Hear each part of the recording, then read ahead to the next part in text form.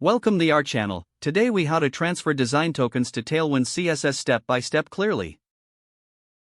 To transfer design tokens to Tailwind CSS, start by gathering all your design tokens.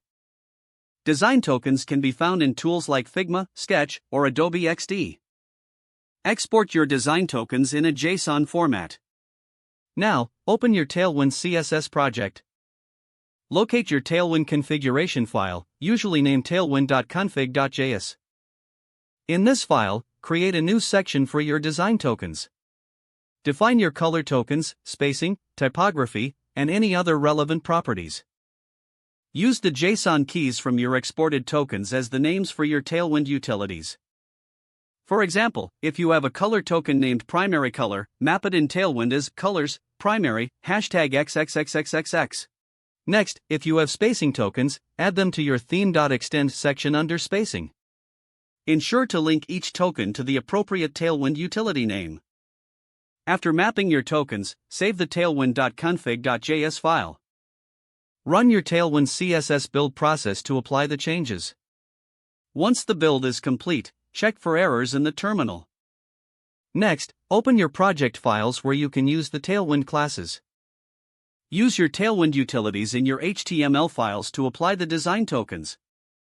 Verify that each utility reflects the design tokens you transferred. Finally, test your project in the browser to see your design tokens in action. If the page does not load, refresh the browser or try again in a private or incognito window.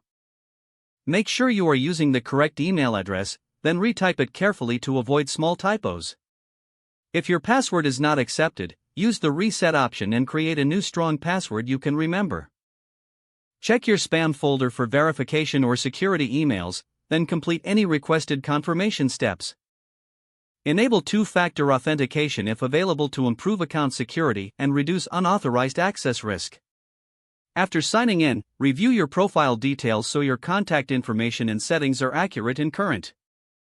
If you see an error message, note it down and try again after restarting your device and internet connection.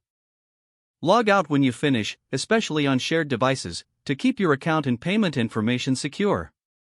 If the page does not load, refresh the browser or try again in a private or incognito window. Make sure you are using the correct email address, then retype it carefully to avoid small typos.